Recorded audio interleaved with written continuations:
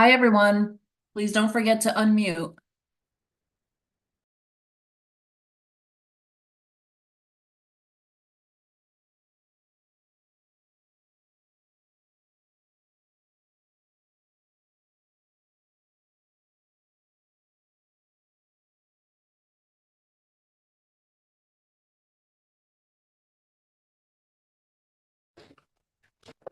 All right, Alyssa, here we are. Good evening. It is Wednesday, April 17th at 6:36, and I'm calling this Laws and Rules meeting to order. In attendance, myself, Alderwoman Michelle Hirsch, Council President Andrea Schott, Committee Member Alderwoman Pasty, Committee Member Alderwoman Mickens, Committee Member Alderman Scott Childress, special guest Alderman Michael Tierney, guest Alderwoman Jean Edwards, and guest committee member Bob Dennison, that's right, Alderman Dennison, and Corporation Counsel Matt Jankowski. So the first item on the agenda is the Community Preservation Plan update with Julie Noble. Welcome. Thanks so much for having me. So I'll just, you need to make your way over the table. Yeah. Always. Yeah, nice to no, do with it's- this. yes. Push on down.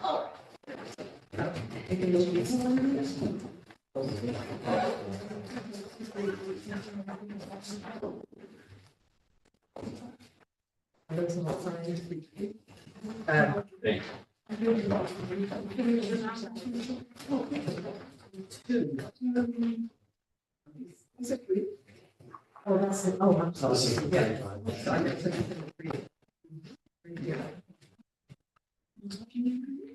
No, I didn't need it. I know. Good. So, thank you for having me. I have a couple slides prepared. As I came at the last meeting and a number of times before, to present and talk to you all about the community preservation plan. We are closing in on the juncture when the time would be to vote on these local laws. I've been working with Corporation Counsel to develop the 3 local laws that would be required, that would be sought by the city. But prior to discussing that, I said that I would bring back some more information that would help to inform.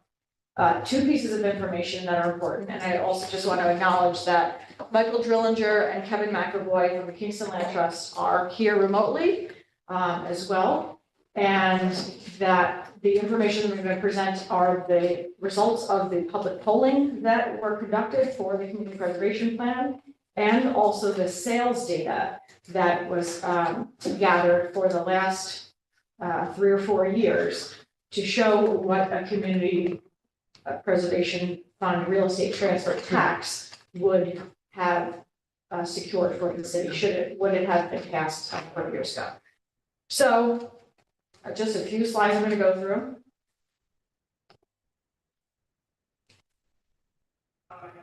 So first of all, the Kingston Land Trust, not the city government, the Kingston Land Trust privately hired Mercury Public Affairs LLC, which is a global public strategy firm, to do public polling for the community preservation plan, the community preservation fund, and real estate transfer tax. They created, with the Kingston Land Trust, a set of questions that was about a 25-minute survey to gather information from our community about the feelings about whether people would be amenable to such a tax. So they conducted this survey. Some of the information about it, why is that happening? Here we go. Here's the methodology. So this is directly from them. Obviously, it's very small, but I will read it. The survey was conducted March 17th through April 4th, 2024. 269 likely November 2024 voters in the city of Kingston. The sampling included cell phone and landline live calls supplemented by text to web surveys. The margin of error for the survey at the 95% confidence level was plus or minus 5.918% on the overall sample. The margin of error on subsamples is greater, values may not equal 100% due to counting. I'm not sharing all of the data from this poll. This is not a poll that I'm sanctioned or paid for. I was given some of the relevant information by the Land Trust. So if there are additional questions, there were obviously much more information that I'm going to provide tonight. If further information is if you're interested in further information, I'll follow up with the Land Trust for that information. So general high level, the final ballot stood out in favor of the real estate transfer tax at 60% to 27%. And voters were asked if they were more likely to vote if it were a 0.75% real estate transfer tax versus 1.5%, and if they were equally likely, 42% versus 40%. Another high level, 44% of the respondents were familiar with what a real estate transfer tax was. 55% were female, 45 male. It was nearly equally distributed across age groups, which was 18 and over. 74% white, 9% black, 7% Hispanic, 1% Asian, and 4% other. And of those responding, 67% rented and 91% are owners. No, 31%. 31, I read it wrong. 67% renters and 31% owners. They identified their top concerns, and the top two concerns with why they were hesitant to vote are that they would require public disclosure of all spending, which of course we would, through this real estate transfer tax, which is established by New York State Community Preservation Act of the Hudson Valley. It stipulates in there that there would need to be public disclosure, so we would need to do that in order to meet the requirements of the statute. And their second concern was allowing funds to only be used for the purposes stated in the ballot measure. Again, per the statute, there's no other way that we can use this funding. So their two main concerns would 100% be quelled by just the statute itself.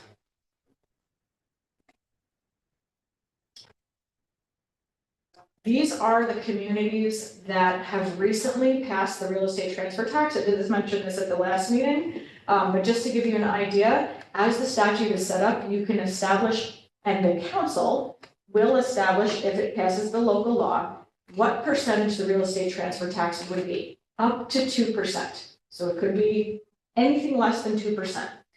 This is what the town of Red Hook in 2007 passed it at 2%. All of these passed, by the way, by referendum overwhelmingly. Town of Warwick, 0.75%, town of New Paltz, 1.5%, town of Gardner, 1.25%, town of Marbletown, 1.0%, and town of Chatham, 1.5%. As I mentioned, in this survey, it was asked whether there were two real estate transfer tax percentages that were presented, 0.75 and 1.5, and as I mentioned before, both of them were equally favorable.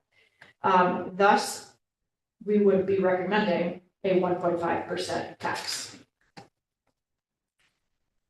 That said, this is the data that shows what, if we would have had this tax in place, what we would have made so far. And I will walk you through this because there's a lot here. First of all, this is real estate sales data for the city of Kingston, not for 12401, for the city of Kingston itself. This was received from the Ulster County Information Services Office, and it was confirmed with our city assessor for 2023, 22, and 21. We also received 2024 data, but it is not comparable in that we don't have an entire year, so I didn't include that data here. For each of these, the way the real estate transfer tax would work is that for any sale, any real estate sale that is at the median sales price for the county, now that is determined by the New York State Commissioner of Tax and Finance. That's not us making something up. That's not Dan Baker averaging things out. That is determined. So these median sales in that second column, 376,500 for 2023, 350K for 22, and 320,000. That's determined by New York State Commissioner of Tax and Finance. That amount of a sale would be exempt. So if you purchase something for those amounts or less, you are not subject to the real estate transfer tax. Any amount above that, you would be subject to the 1.5%. So in 2023, there were 379 sales of real estate in the city of Kingston. In 22, there's 470, in 21, there's 487, a total of 1,336. That does not include a transfer that might be like me giving my kid a piece of property for $1 or anything. That includes a sale. So that total amount of sales. Of those sales, the number of sales above the median, you can see 123, 116, 171, which averages over each year about 34%. So approximately 34% of our municipal sales are over the median sales price.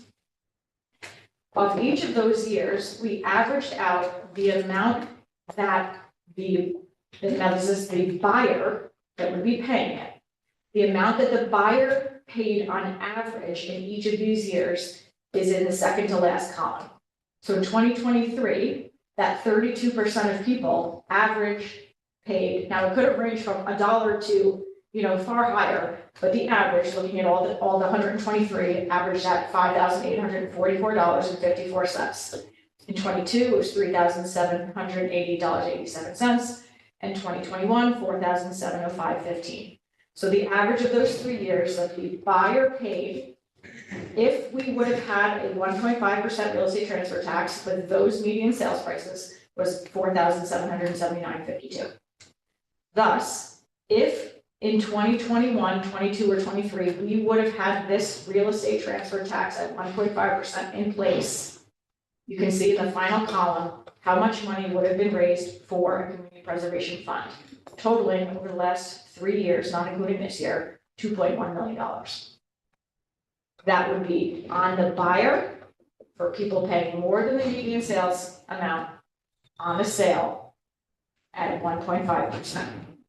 And that money would go into a community preservation fund, which could also have other monies put into it from grants, from donations, from any other source, and a community advisory board, which would be established by one of the 3 local laws, which would be appointed by the city. So the representatives on this board would be appointed by the city. They would take this funding, which would go into an account managed by the city, and they would use the community preservation plan that would need to be adopted. And based on the parcel scores identified in here, any parcel with 1 score or more would be eligible for that source of funding for a purchase, for an easement, for stewardship, for transfer, any of those things with a willing landowner. And so these other communities that have done so, for instance, New Paltz, I looked at their last, the Community Preservation Board minutes, they're all public, they meet once a month.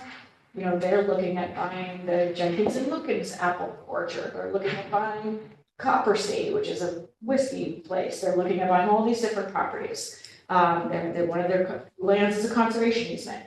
The advisory board reviews the proposals or works with an assessor or an appraiser to appraise the land, works with willing landowners, then makes advisory recommendations to the municipality and to this council, the Common Council. The Common Council would vote on the use of the funds. If funds aren't used in a given year, they would roll over to the following year. So this is a tax that would need to be adopted by referendum. And if it is to be adopted this year, the language of that referendum would need to go to the Board of Elections by August 3rd, which means prior to August 3rd, 3 local laws would need to be adopted by this Common Council: the adoption of the plan itself and the associated State Environmental Quality Review Act documentations, which we have drafted. A separate law to establish the Community Preservation Fund and the Advisory Board, not those who are going to be on it, but just that a board would be established. And then the third would be establishing the real estate transfer tax itself. And in that law, it would stipulate what the percentage is of the law, which based on the polling, you could go with 1.5%. And it would also establish what the exemption would be, and our exemption would change every year. That exemption would be the average, the median real estate tax sale. That would change every single year, and that would be the exemption. And you would establish when it would go into effect. It would probably be January 1st, and then things would, you just start making money. And preserving land. So that is my whole presentation. I want to see if Kevin or Michael have anything that you want to add or clarify. I'm sorry my back was to you the whole time.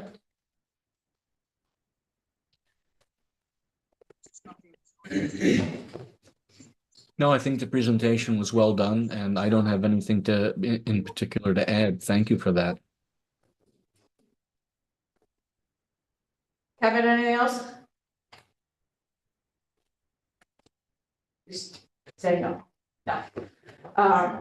So that is, I'm happy to answer any questions, or clarify anything. Also, Matt, I'm sure could speak to questions if you have questions. I just have a question, as I appreciate the percentages that you all gave in terms of who was polled, but what was the total number of people who were involved in the ballot? Where does it say that? Right First there. line. Okay. So, and Michael, you can clarify this, but can you talk about when you spoke with the polling company, what their goals were for a statistically relevant response, and then how that compared to the result?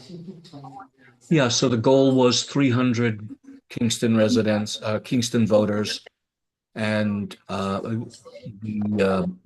what they were actually able to do was poll 269. So they were they were exactly 31 short of their goal, but still a statistically significant sample. Okay. Thank you. Alderman Tierney. Yeah, so regarding those three proposals that you listed, the three local laws, would the voters just be voting on the third one or the second one as well? Good question. So, for the three local laws, the Common Council needs to vote on all three, but only the community, the only one that would go to the referendum is the number 3, the establishment of the real estate transfer tax. But that can't go, the language can't be established until the local law is adopted. The local law would establish the language that would go to referendum. Anyone else? Questions? How would a trust be affected? A trust. So for instance, I put my home in a trust. Yeah, but transferring it into a trust, this is a sale, so Right. basically, if there is a sale, like if you sold it to the trust and the trust paid out money, potentially then But at that the that would end, apply. But if you're just transferring it into the trust, it's not an actual sale of the property, then under, the guidelines here, it would not. so someone inheriting this property, Would not be affected. Only if there's a cash transaction. If there is, yes, a transaction. Tierney. Is this only for residential properties? Both residential and commercial. Excellent. Any other questions? Okay, yeah. I mean, my last question is more for us than for Julie, but under this local law, of the Community Preservation Board, would we have appointments to it, confirm the mayor's appointments? Is that something that we would write into the local law? Or is it in state statute who appoints that? Yeah, I would want to check the state statute to know for sure. I mean, it's not something that necessarily the mayor, unlike the boards and commissions of the city of Kingston, that we would have to follow the charter on that, so, but I can't speak to the state statute. But I'm happy to- Yeah, I'll double check. I can look at the state statute right now, but I don't recall specifically. But my guess would be that just says, I love appointments. Oh, yeah. expertise. basically just says the governing body, so I would interpret that to be. The legislative branch, so Excellent. typically how it's held. Great. Thank you. Thank you for the presentation. Alderman Dennison? Are you prepared for us to pass the adoption of the plan now? Yes. Okay. Are we, Matt? Well, all three laws do need to be drafted, so I would say that bringing it back for the next, meeting here. Because we don't have the documents to, ahead of time to do that, right? It would have to be next month. Yeah, it would be on the next month's meeting, and you guys can pass it over to the common council for next month. Right. The June council. Yes. Yeah, because we need everything 48 hours ahead of time. And it would be all three. So So just one at a time. First one. Now, given the timeline, you definitely want all three considered together. And That's why. Because it would go out of May committee, first reading June, second reading July. So we would need every. Timing drives us to do all three at once. Yes. And it just makes more sense efficiently. You know, you create the fund first and the council, but there's no point in creating a fund if you're not. Well, no, I think the other way around. I mean, we could adopt a plan without the fund. It's Yeah. conceivable. No, so it's hard. Statutorily, the statute relates to just the creation of the fund, so there's already a plan in place. Right. There's no purpose of adopting a plan that applies to a fund that doesn't exist. Like the plan is technically created. Right. It hasn't been embraced by the. But it hasn't been adopted. It hasn't been adopted by But the yeah, council. but the only purpose for adoption under this state statute is for the fund. So Okay. it would. And you can do the fund with or without the referendum. Yeah, the fund and the plan, we do not need the referendum. Okay. But in order No, to I actually get understand. funds Yeah, yeah, into yeah, I this. understand. That makes sense to everybody? Yeah, it's actually less complicated to do it all. That's what I would recommend. Alderman Terry? So a majority, and I heard the preview of the presentation of the Conservation Advisory Committee, so majority would likely be purchasing easements or negotiating easements with property owners. Does that also apply to like the land bank properties? Like, is that something that the board would be interested in pursuing, or are commercial properties eligible to be? So I will just clarify that there hasn't been any prioritization yet or determination of like what mechanism would be used. There are lots of different mechanisms that are identified in the plan, including transfer of development rights, easements, incentives, and none of those have been prioritized. So to say that there was an assumption that most would be an easement or a purchase is not I'm accurate. sorry, based off of what New Paltz and Gardner have done. Well, yeah, so looking at other communities, that is what historically is done, but there are lots of other tools that could be done, and we haven't had any discussions yet about what would happen here. Also, we haven't had any discussion of actual prioritization beyond what the raw scores are.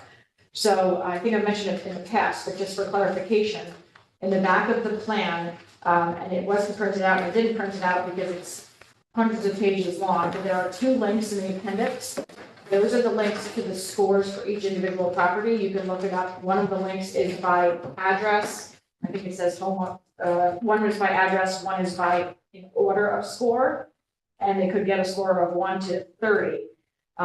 There is nothing that I'm aware of in this statute that says that we need to start with 30 and then work our way down. We could start with 1, as in a parcel could have a priority, a score of 1 and have as much airtime with the money as parcel with a score of 30. That being said, the advisory board would obviously look at all those things and say, okay, well, this parcel has agricultural value, it has a wetland on it, it has a forest tract, it's close to a whatever, it's got farmland, whatever it is, and they certainly could, as a collective, give a higher priority of how they want to spend the funding first to a thing with a higher score, if there's a willing landowner. But there hasn't been any discussions yet saying, as soon as this fund is in place, we're going to secure this property. That hasn't happened at all. Okay, I guess an easy, more effective way of asking my question would be, is there have there been discussions or as part of the community preservation plan to automatically, when applicable, put conservation easements on like properties? No. Okay, thank you. Alderman Dennison? I'm just gonna say, I know it can't be used for housing, so. if we- Yeah, no, I'm talking about, like, say it's a 3 acre property Yep. that has a wetland on it. To have the easement to say, it's a protected wetland, don't use it, don't develop it. I paid them for that. Well, I don't know if we'd be paying that's my question, right? Would the community preservation be paying the land bank for this, or would it just be automatic since it's our property? This is kind of down That's- the road. Yes, that was. I don't know. I just think we should be using as many easements as possible, and so when we have properties that we already hold, we should be putting easements on them when possible. And that's another discussion. Yeah, I guess it's a discussion for the board. So would the public have the opportunity to present to the board a particular property that they would like to see with an easement or in some way improved through these funds? Yeah, I would guess operationally that the advisory board would create a protocol for how, whether it would be a proactive, like identifying parcels and then approaching that landowner, or saying, you know, hey, folks, look at the preservation plan, if you've got at least a point, here's the process, fill out this form, or come to us, or submit a communication, or whatever it is, and, you know, have this homework in place, and, you know, then we'll review your proposal. I would presume that the board, that would be one of the early, operational things that the advisory board would establish as the protocol for how that process would happen. I don't think that is stipulated in the legislation. I think each community kind of does it their own way. Anyone else? So I guess next month? We're getting there. Is it gonna be your office, or your office that gives us the information for you? Yes, our office will be drafting and will be having Julie review the 3 local laws once they're drafted. And then, I'm sure we'll make sure that we get well in advance. I mean, yeah, before 48 hours would be great, but at least 48 hours for everybody to read through. Thank you.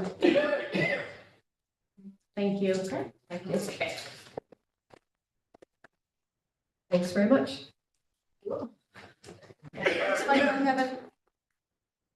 Thank you, Kevin. Bye. Thank you, Michael. Good night. Good night. Good night. All right, the second item on the agenda is potential food truck legislation by Alderwoman Edwards. I am introducing to this committee for us to do a little review on the food trucks with public safety and the rules and regulations, just to open up. Sorry, to a few points that I think we should start looking at for the public safety. So can you go on? Sure. Yeah, so Jeannie and I have had a conversation earlier this week, so it's her presentation, but. There you go. You could get. French really quick. Yeah. So I hopefully I could get Jeannie's ideas across, points across so that we could hear, so Jeannie could hear what your feedback would be and then build a plan. So in Ward 4, hearing concerns from constituents, Jeannie has brought this forward. The idea is to make sure that where food trucks are, it is not a public safety concern, to make sure that the permitting process is strong, followed, and also making sure that Jeannie mentioned parking, is problematic throughout the city, as we all know. So considering how food trucks interact with parking, residential parking in some areas, or business parking too. So just kind of, those were the 3 major points that were brought up. So some of the suggestions that were rolling around Jamie's head was, should we have time limits on them? Should we have a stricter permit not a stricter, but a better enforced permit process? So that we know where food trucks are going, so that we can assure that there isn't going to be any public safety concerns. And then, in a way that we could also do this to support all businesses, including the food truck businesses. Maybe we do it as more comprehensive approach. And this is something we didn't talk about, but I've been thinking about. So this one was my idea is, maybe we even do food truck weekends where we pick a spot, a parking lot, city owns parking lot, and do something like that. So just, hopefully Jeannie brought this up because she heard concerns from constituents about public safety issues, but hopefully we can think of this as a more comprehensive approach to it and in a way that won't hurt anybody. We'll keep all businesses happy, and make sure that we have a really strong permit. So I think that's the point, right? Yes. So if you have any questions, you could direct them to me or to Amy. And I mean, like I said, it's Jeannie's presentation, so I didn't want to. So my question right now is, are these food trucks getting permitted through under the peddler and solicitor law? Yes. Yes. Okay, and peddler and solicitor, it's part of our code. Right. So, and that's a license then that is given out by the police department. So, And that would be something that I think is part of the comprehensive review is seeing, right now, on the applications, what information where they're limited, so is it limited to its location? Limited to a certain period of time, if it's necessary, maybe, amend our laws to maybe address some of these issues.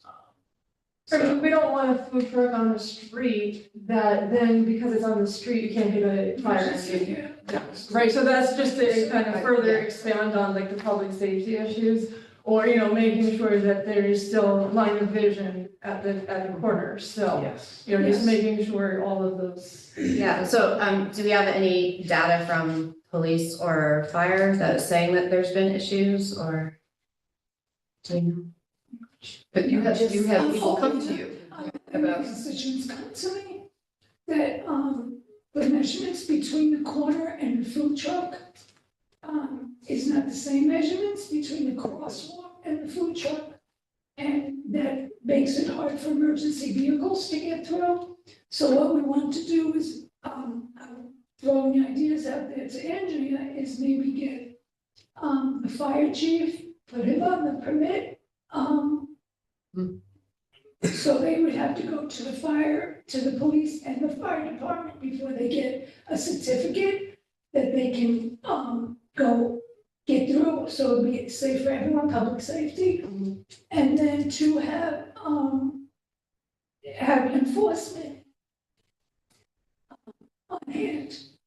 And to have certain times, because parking is so limited, they are food trucks. They turn into trailers that are not supposed to be on the street at certain times. I'd like to see that enforced a little bit as my constituents are coming home from work, they can't find parking. And that seems to be a problem, and I think it's fair Yeah, I think it's true. to address some of these issues for the betterment of the food truck and the constituents. Yeah, one thing we talked about is like having a kind of checklist for the Yeah. permit process, so that, because it's way too hard for us to know on what street unless, like, can we park on this street? And then the fire chief would have to go and see, because all the streets are different widths. I was gonna say one other thing, I forgot. Oh, and the other thing is as a liaison for the parking task force, I did mention to Jeannie that I'll forward this information to make sure that they're aware of this concern, so it's kind of develop this, so.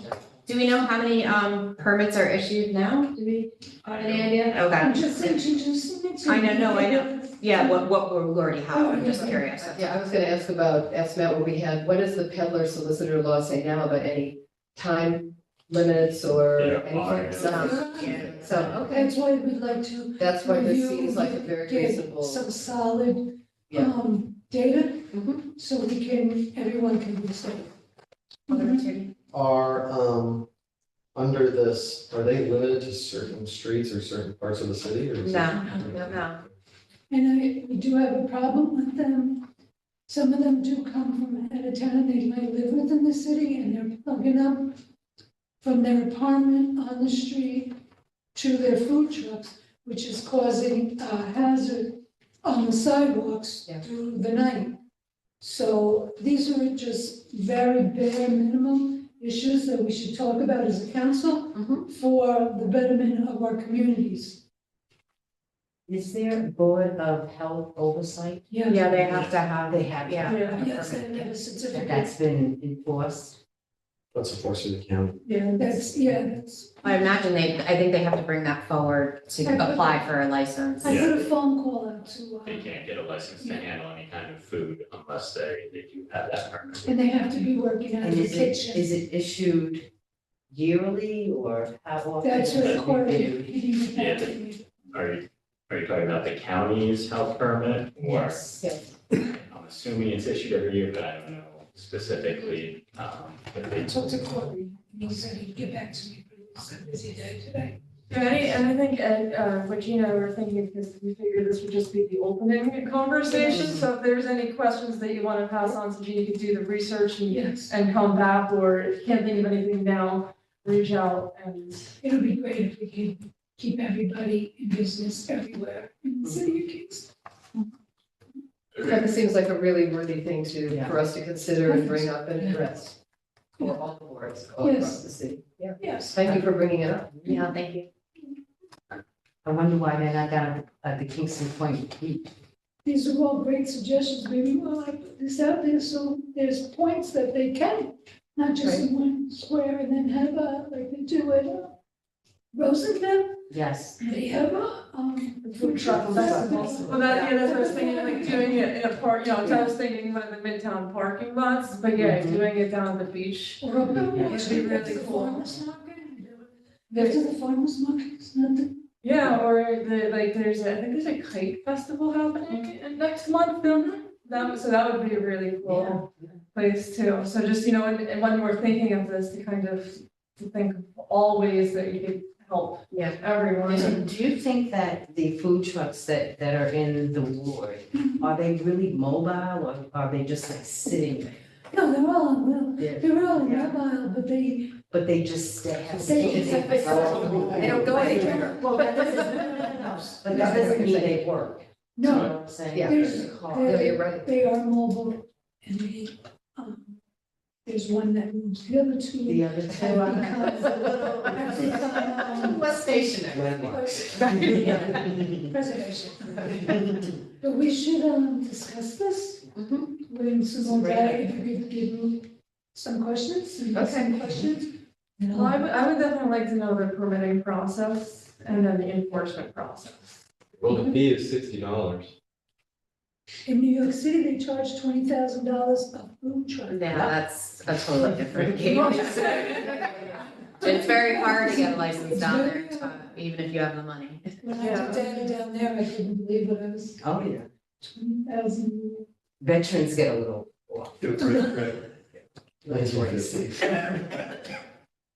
So if everyone can send me something on it, the next, meeting. Can we give a deadline, maybe, so that Jeannie would have time to research it, so the next laws and rules meeting would be the 15th? So maybe by May 3rd, does that seem fair? You want more time? No, but that's for us to give you questions, right? Or no? Oh, to get the questions by me, yes. May 3rd, so then you Yeah. would have May 3rd to the 15th. Very good, I'm okay Yeah. with that. Yeah, maybe That's our deadline, 9 years. Do you want me to send you, or do you have the process and the permitting process and enforcement process? Makes sense. Awesome, yeah. So as we can maybe put up this, I'll put it all the list together. Okay. Bring it crazy. And D Stadium is having infrastructure for food trucks for when there's events and games. So it's Yeah. great. Okay, well, thank you for bringing this Maybe forward. we got something in place, like. Over us. Maybe a little bit ambitious. Okay, then the third item on the agenda is naming the land at 45 Van Buren Street De Janeiro Mason Park. This is also brought forward by Alderwoman Edwards. So, De Janeiro was a young child that we lost to violence within the city. As this, I am introducing it again. We're going through the process, of the rec. We have to go through the Parks and Rec, come through here. I'm introducing it. I hope you all think about it. Her mother sent a letter to Kevin Gilfelder, Elise Tinty, and myself to please do this in her memory. It's for a healing of our community. This was a big tragedy for the schools, the Boys and Girls Clubs, the neighbors, and we'd really like to see this done in her remembrance. To honor this child's life, we turn it around with a playground.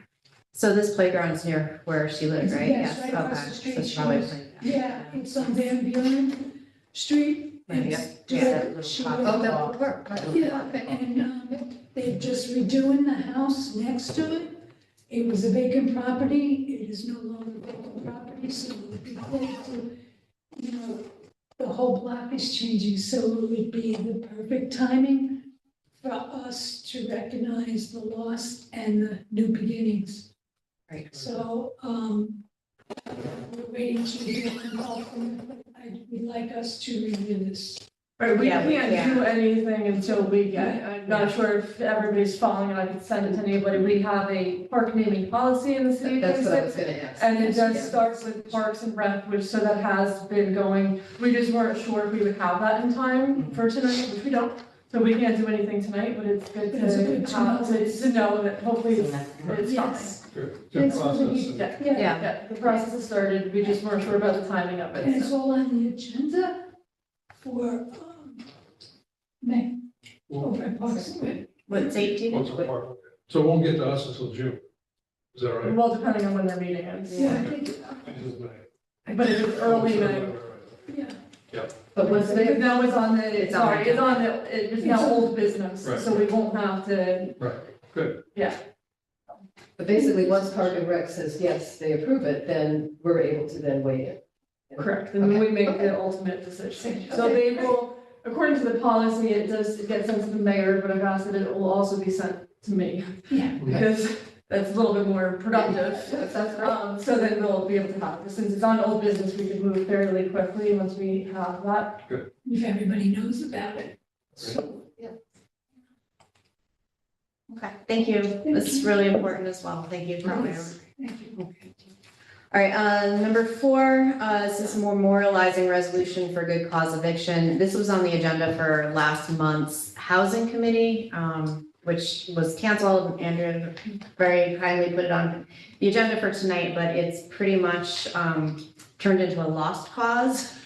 The things that we're concerned about that we put into the resolution to speak out against has actually gotten a lot more complex, and the length of carve-outs much longer, including, at this point, it looks like 8 units in a building. Owner occupied would be exempt, 8 or less would be exempt. And a landlord, if they have 11, a portfolio of 11 buildings or less, they would also be exempt. Yes. That's pretty much everybody. 30 years. And for yes, new so, construction. yeah, new construction, 30 years, nothing, and it actually doesn't even start, can't go beyond, forward from 2009. So 30 years starts at 2009. Why even bother? Right, no, I just. The governor is just completely sold out to the. But real estate. the governor presented all of this on Monday. That's And part of the it's- budget or? Yeah, but they haven't voted because they're still trying to fine tune these details, and I have a feeling it could all fall apart. so. And I think it's gonna come soon, final. Yeah, but it may not, Oh, this yeah, whole thing no, will fall yeah. apart, yeah. Yeah. It may not even move forward, so. Michael. Thank you for introducing this, Michelle. I just want to take the opportunity, since it's still ongoing, that I did send to all your emails a letter asking our state representatives to reject these carve-outs. And I'm happy, I didn't send that yet, so if you guys want to add your signatures, just shoot me an email. Yeah, Get yeah. it thumbs up after this meeting. Yeah, that reminds me, the largest carve out is not including upstate, so it's only Yeah. for New York City, so, yeah. Yeah, it's a huge sellout to the real estate lobby. Can you just cut and paste my signature? Or can we just say, put me on? Yeah. Well, I would like if you could give me, well, if you could make a Yeah. signature by the end of the meeting, I'll Yeah. add your signature. Thank you for doing that, Michael. Especially if I want to check. Yeah, just make out to So, it's real disappointment. Yeah. Because mine. Yes, I've gotten several of you, Yeah, I just wanted to thank get the reminder. All right, and then moving on to old business, Kingston Charter Revision Task Force, Alderman Scott Childers. So last time we went over some of the basics. And so we need to decide which of the three methods, if we do, well, I guess we have to clarify that if we do want to go forward with this, we can do that informally, I think. And then we would have to decide which of the three methods to follow. And if we follow the one that puts the responsibility for creating it in the city's legislative body, that would be us, which would mean developing a series of things that have to be coded in potential legislation. And so I guess first, just informally, are we all okay with the city's legislative body establishing the Charter Commission? Or do you want me to go over the other two possibilities? That one makes the most sense to me. I think it's the most, yeah, that's one I favor by a lot. Yeah, does anybody need a quick review? I can go over it. Yes, please. Yeah, I think too, right. So the one is the city, the legislative body does it. The other is that the mayor does it. There is, though, a limitation there. If the mayor does it, it's limited to only 15 people on the commission, 15 residents of the city.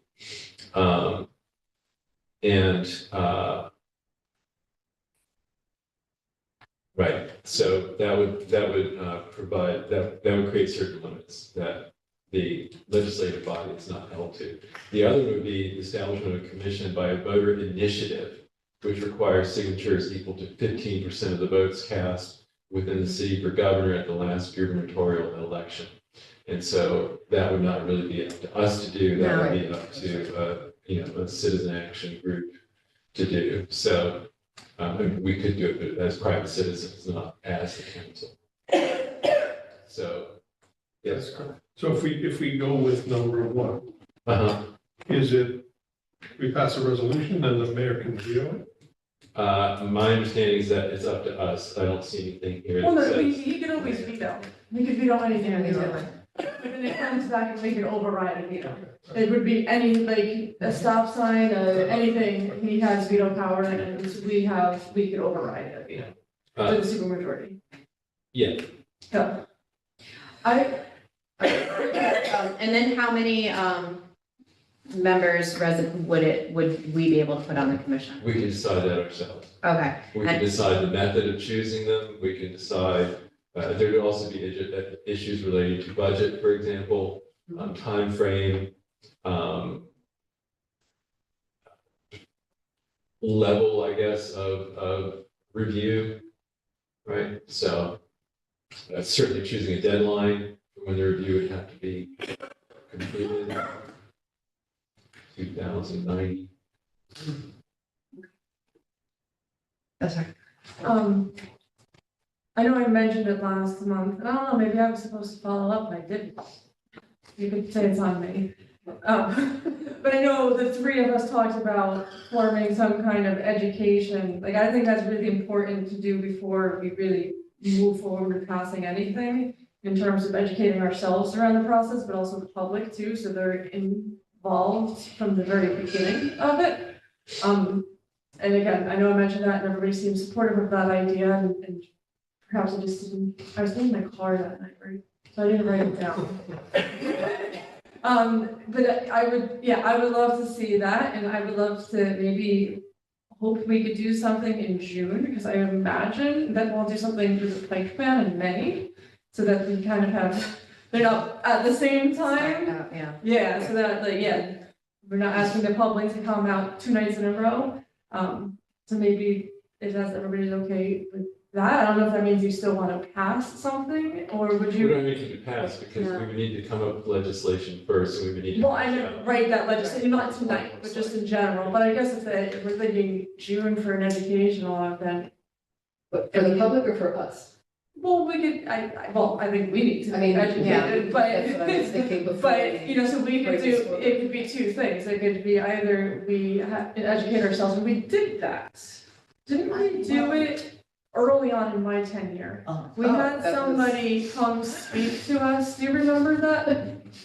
I know, that's why I'm only looking at Brittany. I think I was having a root canal that night. Our NICOM book is actually pretty substantive on the process. of like, you're the- Yeah, so, but I do think it has to be us, and I do think it has to be the public, and whether we do that individually or we do it together, I don't think that necessarily. Well, but going on with what Michael just said, it might be good to have somebody from NICOM come and Yeah. provide, have a public forum. So anybody who's interested in coming, can do that, and we can invite the press. Yeah, I mean, that's the kind of thing that I think would just be Yeah, super, That would be super helpful. great, yeah. And also, I sent around to some of you, I spoke to the person who was on the Beacon Charter Revision Committee 20 years ago, and he had a lot of really good advice about, Can we call it charter review, please? oh, Charter revision. sorry, Charter Review, that's right, Yeah. I'm sorry. Charter Review Committee, and he was part of that, and he had a lot of good advice about the process that they went through, what worked, you know, just to get some sort of experience of best practices, what worked, what didn't work. You know, again, I think maybe that person could be part of a panel, because this is a city that sort of went through it already and has had a successful outcome. So having other speakers would be useful, I think. Can I just jump on the point that you clarify should be charter review, because we're not right now saying anything should be changed. No. So, you know, the committee might come back and say, great We're talking comments. about change. What was that? We're talking about change. Well, so part of the review would be to ask all the stakeholders, what's your opinion? Right? Yeah. So through that, and that's another crucial thing, because if there is something substantive that comes out of it, I think it's very important for the legitimacy of the process, that it comes from the committee, not, and so that the people in the city at large don't see it as some kind of subterfuge through which Right. government gets something nefarious. So, Other events. so our, part of our goal would be, or part of our look forward would be to include a budget line in August when we start working on the budget. I think that's. That was recommended by the I mean, person you who I spoke. can't do, it's not gonna be free. No, Well, Yeah. that's, yeah, so some of the things you want to think about, do you pay the commission members?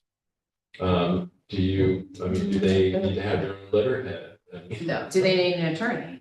do they- Well, Well, that's that's an what I was attorney, thinking, that was actually. have Right. an attorney, I wasn't thinking that. And that's what they said in Beacon, they used the money to have a part-time person who was dedicated to working on the legality of what they were doing. Because it That's what I is said. super complex, and if you mess it up, it You could don't wanna mess cause, it up. you can't mess it up. And there have been other cities that Yeah. Yes, have, and Yeah. that's caused a lot of problems, so. So this will be review and potential revision of the charter as exists, not the creation of something from whole cloth. correct. Not char- I'm, not charter. people keep looking at me, I'm just- that's what I think. Right, it starts with a review. Yep. And so the review would entail members of the commission asking all stakeholders what their opinion is of the charter. They could also look at what other cities and municipalities have done. They can think about things like, you know, what are the big changes in the city over the last 40 years? And they can also develop some of their own concerns, right? And then through that, if they see something substantial that they think needs to change, they can make those proposals. I would say it's highly unlikely they would say, let's just start all over. Yeah. Unless just by chance, we get all 40 members, that's the number we choose, members of the anarchist party, which would already be kind of self-contradictory, because if they're anarchists, they're the members of the party, but stranger things have happened. Just take a breath. No, so seriously, I'm just saying, you know, Yeah. it could result in substantive change. I don't see it as, there's nothing here that says we start from zero. Okay. Could result in subsequent or not. Can we just decide who will be the point person of the three of us, so that you wanna? I won't be here for most of May. But so you want me to reach out and set up a meeting for the three of us and figure out? Yeah, Okay. we can. Yeah. You're free to join me, In Italy? or Croatia, either one. I'll go. If that's where the meeting is, then that's what I If it's have free, to it's do. I'm a hard worker, so I'll be there. So we'll meet in April, you're leaving in May? Yeah, Dubrovnik. It's very near the Inter-University Center, so we'll meet you there. There's probably a room we can catch. If anybody has any ideas on this, I mean, obviously we'll be presenting it to you, we'll just formulate some kind of panel education Sure. system, but if you have any ideas, you reach out to one of the three of us. And I think some really important stuff is to consider what kind of representationality that we want. So for example, there's not awards, we probably want significant participation from each of the awards. We're also made up, certain percentages in terms of race, gender, religion, whatever issues you think are of important class, wealth, whatever. And so we want to make sure as much as possible, because we want the commission to be seen as legitimate by as wide a swath of the citizenry as possible. So I think we want to take that into account. We also, you don't want a commission so big that it becomes unwieldy. Yes. That's right. And then there's also the other issue of consultants to help with the process. Because I think a crucial thing in something like this is that you find a good consultant who can work with the members of the commission to establish what their values are before they get into the nitty-gritty of stuff. So that they have a much greater sense of how to speak with each other, what each other's concerns are, and things like that. So. I'd really like to see the charter translated into Spanish as well, so that as we go forward in this process, we're, are pulling in a very large membership of Kingston. You mean in the beginning, like our Yeah, charter? that's Yeah. Yeah. Right now. Yeah. You mean Yeah, like right now? I mean, we have Spanish speakers on staff right now, I mean, maybe that's something that we could. Oh, my God. Was that part of the job What do you translate? So you. Well, it's not, the chart, our charter's not that long. No, We're it's talking not about long. Code, but you do AI, and then you just AI, double check and it. then, I don't actually think that would be that huge. Not really. Well, you definitely wants me to read through it. Yeah. No, that's why I said AI, and then have somebody, a Spanish speaker, check it, I mean, That's what we do for our press releases. right, yeah, I don't think, and it's, our charter's not that long. I mean, it's not, I'm not saying it's easy, Yeah. How long does this charter review process generally take? Like, how long did it take? Well, it took less than 2 years there. And basically, the advice that I got was you want to have as diverse a commission as you can, because ultimately it has to go to referendum, so the public has to embrace it. And he said it also, they moved it fairly quickly because it otherwise would have lost momentum and the public would have forgotten what it was. And they found that they did sort of 6 to 9 months of research, 3 months of crafting something, and then public education programs were happening throughout. So he sort of laid out the whole thing, and it really took less than like 18 months to 2 years to happen. And he felt that they got a lot of input. It was out there. People really responded to it, and they didn't need longer than that. Is this when they established a city administrator? Yes. Yeah, before that, they had a commissioner form of government. I'm sorry. The county also recently went through the charter review process, and that was, I think, 18 months. They're Yeah. required through the charter to do it every 7 to 10 years, I think. I would love to see that, if, Um, like, to put something in there to Which is say, something. like, I mean, we can, but that was part of the process, was they interviewed department heads, the majority Same leader, the thing. minority leader, the chair, about what their priorities were. Mhm. And, that could be one of the council's priorities is a review, an established commission that reestablishes every X number of years. Maybe not Right. 7, Maybe maybe 10. 10, 12. Well, I've seen different things about what the Best practice. best practices in terms of period. I mean, just to me, that sounds too soon. I think 20 years would be the outside limit though, in terms of we're way beyond that. I'm sure Yeah. there's data out there that with people who know more than we know, what would be a good number for that. Like Grant said, I'm sure they come. Could probably be very helpful. Yeah, they had come to speak with us 2-3 years ago. Yeah, Yeah. yeah, Rob, was it Carter? Yeah. Oh, boy, oh, Yeah. see. It seems like just yesterday. Yeah. Yeah, I mean, he Well, spoke that was about online too, because that Yeah, it was was during COVID. during COVID, it was online. So I had him come to a presentation, I thought it was sooner than that, so But I something. thought it came up before I was on. so It I- did too, Yeah. this is, well, Brendan did it this time, but. Yes, this is the third time since I've been on the council that we started this conversation. Okay. Like the Third time's a charm. But Yeah, there you go. Alderman Sweeney? But I think, Yeah. like this time, we should, we're already one step ahead because it seems like based off of the temp check, we're all in favor of the sort of council, option one. So we already, that's that one then. Yeah, no, it So we seems like don't it's need to already. have public, and, like the public discussion about the 3 options. We're- No. No, that's, yeah. But also the last time was also not the beginning, but when the zoning rewrite was Yeah. really like taking off. Mm. So one of the things that we discussed at that meeting was it was overkill to the public to say, okay, come to all these meetings, pay attention to all of this, and then, oh, hey, here's another huge thing. So that was one of the other reasons why it's just, And a crucial difference this time is that it's now on the agenda.